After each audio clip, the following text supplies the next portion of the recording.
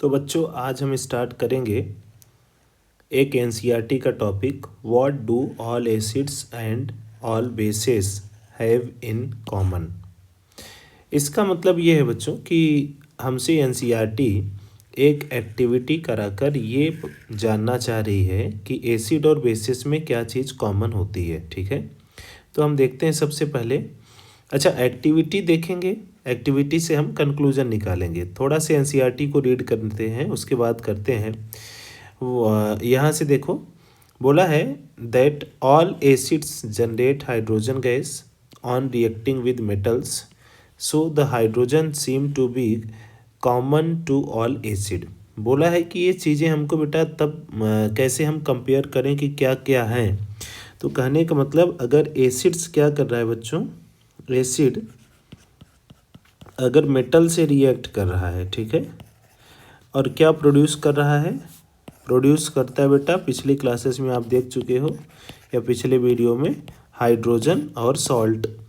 अब ये एसिड अगर कोई भी होगा, मान लो हमारे पास एक कंपाउंड एक्स है, वो भी मेटल के साथ रिएक्शन किया और बना रहा है सॉल्ट प्लस हाइड्रोजन गैस, ठीक। और यहाँ से हमने देखा कि ये एक्स अगर एसिड है तो हम बोल सकते हैं कि चाहे जो भी एसिड हो, उन एसिड में कॉमन ये है कि वो क्या करते हैं, वो प्रोड्यूस करते हैं हाइड्रोजन गैस। क्या करते हैं, प्रोड्यूस करते हैं, क्या करते हैं, हाइड्रोजन गैस, ठीक। अब समझो ध्यान से, तो वही बोला है कि हम ये बोल सकते हैं कि सारे एसिड में कॉमन क्या होता है, हाइड्रोजन कॉमन होता है। वैसी ही परफॉर्म करनी है हमको एक्टिविटी, और हमें देखना है कि ऑल कंपाउंड्स में क्या कॉमन है, ठीक है। तो कहने का मतलब क्या है कि एनसीईआरटी हमसे एक्टिविटी कराना चाह रही है। अब इस एक्टिविटी को कैसे करा रही है, तो देखो यहाँ से ये एक्टिविटी पर कई बार बेटा क्वेश्चन बन चुके हैं, ठीक है। तो बोला है कि take solution of glucose, alcohol, hydrochloric acid and sulphuric acid.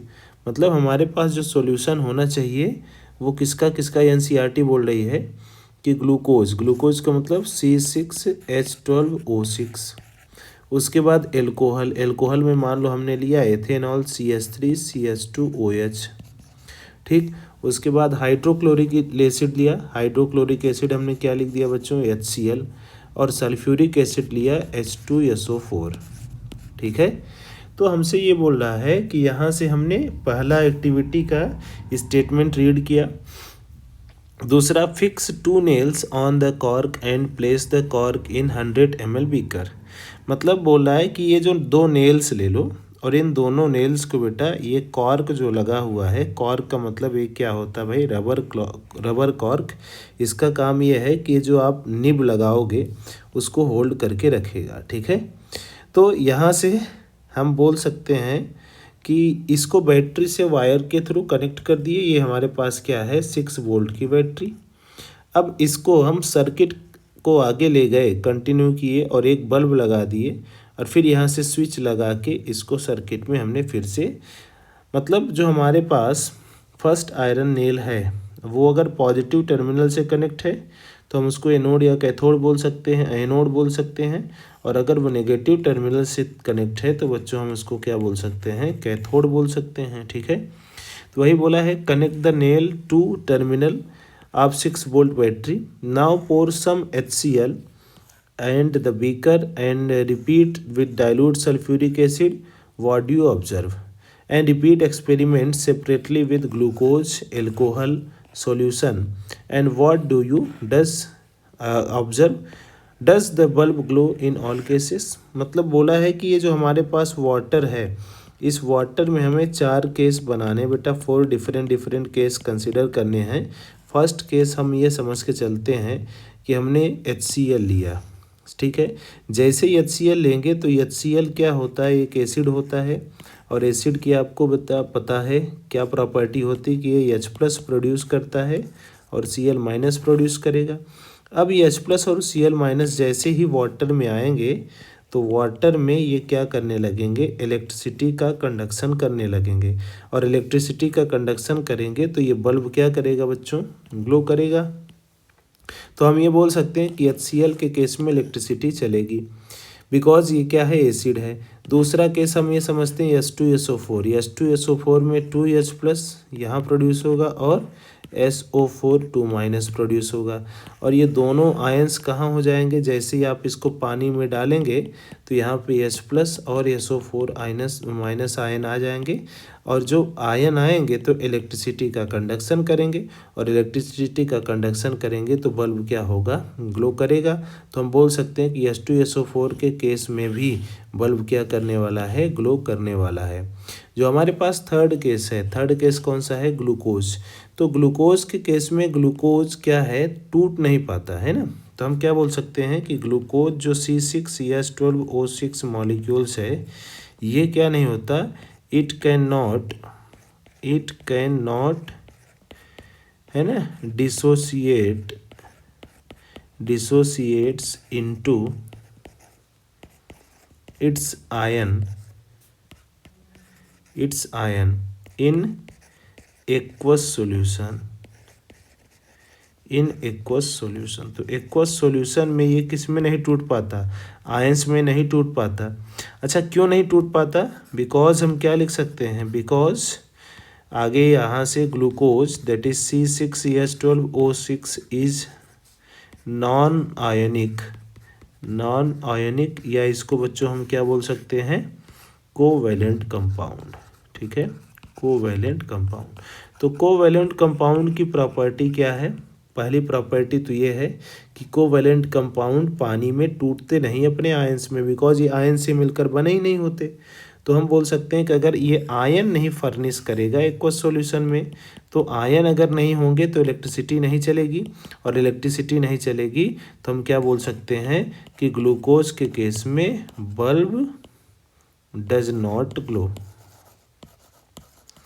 Bulb ये ग्लो नहीं करेगा। सेम केस किसके साथ होगा बच्चों, एल्कोहल के साथ। आप C2 क्या ले लो, कोई एल्कोहल ले लो, C2H5OH।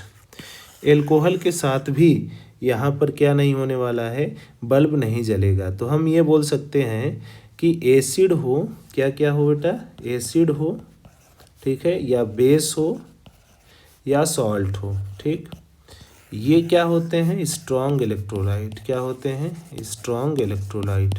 अब स्ट्रॉन्ग इलेक्ट्रोलाइट का मतलब क्या है कि ऐसे सब्सटेंस जो वाटर में जाते ही अपने आयंस में क्या हो जाए बेटा, डिसोसिएट हो जाए। किस में हो जाए डिसोसिएट, इनटू इट्स आयंस। ऐसे कंपाउंड को हम क्या बोलते हैं, इलेक्ट्रोलाइट बोलते हैं, या स्ट्रॉन्ग इलेक्ट्रोलाइट बोलते हैं। स्ट्रॉन्ग इलेक्ट्रोलाइट का मतलब जिनका 100% क्या होता हो, डिसोसिएशन होता हो। ठीक है, और जिनका लेस देन 1% डिसोसिएशन होता है उसको हम क्या बोलते हैं, वीक इलेक्ट्रोलाइट। तो C6H12O6 दैट इज ग्लूकोज और एल्कोहल, ये दोनों कैसे होते हैं, नॉन इलेक्ट्रोलाइट होते हैं। ये दोनों क्या है बेटा, सब सिंपल सी बात है, ये क्या है, नॉन इलेक्ट्रोलाइट।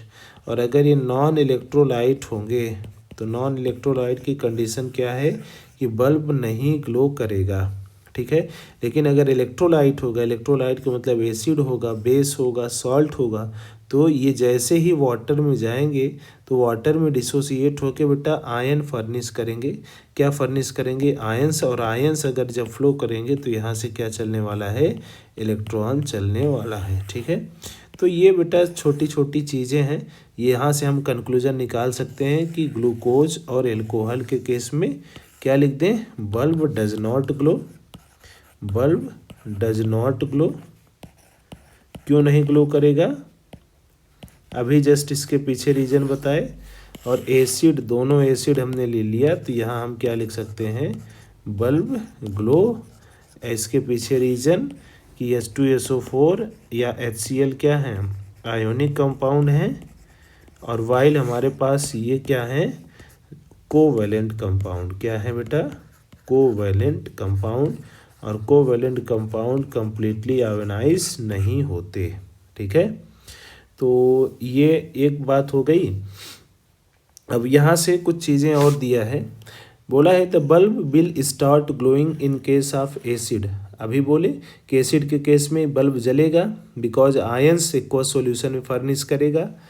और आगे बोला है glucose and alcohol solution does not conduct electricity. मतलब सिंपल सी बात ये है कि ग्लूकोज और कौन कौन नहीं कंडक्ट करता, ये एनसीईआरटी में आपको अंडरलाइन कर लेनी है, ठीक है। यहाँ से बोला ग्लूकोज और alcohol solution does not conduct electricity, ये इलेक्ट्रिसिटी कंडक्ट नहीं करेगा। और glowing a bulb indicate that there is a flow of electric current through the solution. और बोल रहा है कि अगर सॉल्यूशन में इलेक्ट्रिक करंट चलेगा तभी वो क्या इंडिकेट करेगा कि बल्ब जल रहा है। The electric current is carried out through the acidic solution by the ions. और यहाँ से फाइनली अब बोल दिया कि इलेक्ट्रिक जो हमारे पास क्या है सॉल्यूशन है या इलेक्ट्रिक करंट आयंस अगर नहीं होंगे तो वहाँ पे ये क्या नहीं करेगा, फ्लो नहीं करेगा। तो acid contain H plus ion, तो एसिड के पास बच्चों क्या होता है, H प्लस आयन होता है as a cations and anions such as Cl minus in HCl, NO3 minus in HNO3, SO4 2 minus in हम क्या बोल सकते हैं H2SO4। और इतना एसीटेट आयन ये किस में कन्वर्ट होता होगा, ये किससे कन्वर्ट होगा, CH3 COOH। यहाँ से हम बोल सकते हैं ना कि एसीटेट आयन है तो एसीटेट आयन कहाँ से आएगा, CH3 COOH से आएगा। Since the cation present in acid that is H plus, this suggest that acid produce hydrogen ion in solution which are responsible for their acidic property, ठीक है। तो एसिडिक प्रॉपर्टी के लिए वो क्या होगा, रिस्पॉन्सिबल होगा। तो हम बोल सकते हैं कि एसिड हो चाहे बेस हो चाहे सॉल्ट हो, तीनों ही केस में क्या करेंगे, इलेक्ट्रिसिटी चलेगा, ठीक है। तो नेक्स्ट टॉपिक बेटा हम लोग पढ़ेंगे क्या, व्हाट हैपन टू एसिड और बेस इन वाटर सॉल्यूशन, ठीक है। ये छोटा सा टॉपिक था, आपको कंक्लूजन बस यही निकालना है।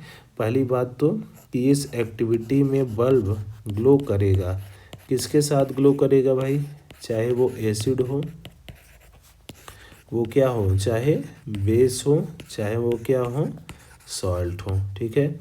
और बल्ब नहीं ग्लो करेगा, that is bulb does not glow. तो यहाँ से क्या लिखोगे बच्चों, बल्ब नहीं जलेगा, दैट इज वहाँ पे क्या होगा, ग्लूकोज होगा। और क्या हो सकता है, C5H6 इसको क्या लिखेंगे, ग्लूकोज के साथ होता है, ग्लूकोज के साथ बल्ब नहीं जलता, ठीक है। उसके बाद एल्कोहल C2H5OH ले लिए, इसके साथ भी बल्ब नहीं जलता, ठीक है। CCl4 ले लिए, इसके साथ भी बल्ब नहीं जलता, ठीक है। लेकिन बल्ब जलता किसके किसकी प्रेजेंस में है, तो हम बोल सकते हैं कि वो चाहे एसिड हो, वो चाहे क्या हो, वीक बेस या बेस प्रेजेंट है। और इसकी क्या है, एसिड और बेस से क्या बनाएंगे, तो वो अलग बात है, लेकिन एसिड हो, बेस हो और सॉल्ट हो, तो इन सारी केसों में हम क्या बोल सकते हैं कि क्या प्रोड्यूस होती है, H प्लस या आयंस फर्निश होते हैं, ठीक है। तो इसको बेटा नेक्स्ट क्लास में आगे से करेंगे। Thank you.